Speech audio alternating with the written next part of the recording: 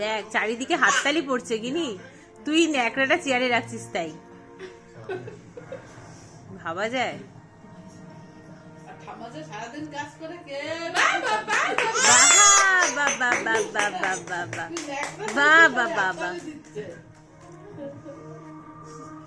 পড়ে গেল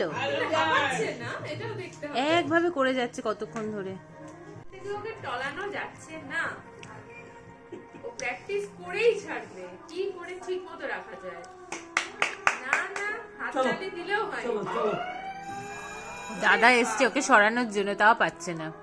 চলো না, ওইটাই করে যাচ্ছে। ওরে বাবা, দূর দূর দূর। হ্যাঁ, চেয়ারেরই দোষ।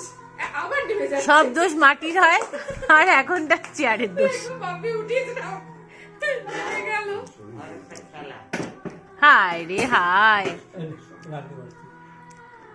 হবে না ওটাই উপরে দিক করতে হবে না হবে না, চেয়ার উঁচু করো। আমি ওইরকম ভাবেই রাখবো। ঢোকাও, চেয়ার জায়গায় জায়গায় ঢোকাও। ও মা আবার শুয়ে দিয়েছে। না, উঠেই রাখ। ও উঠাতে পারছে না। ওরে বাপরে বাপরে, ওরে বাপরে বাপরে বাপ। এবার রেগে না কাপার মতো করে। নাও বাবা, চেয়ার তুলেই দাও। ভেতরে ঢুকিয়ে দাও। হ্যাঁ, এই দেখো, এইবারে হলো। Clap clap clap clap clap, very good.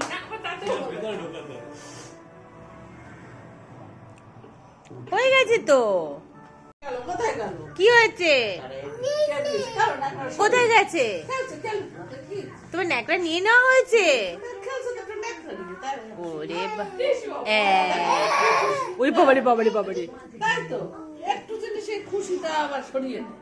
ই বাবা বাবা বাবা,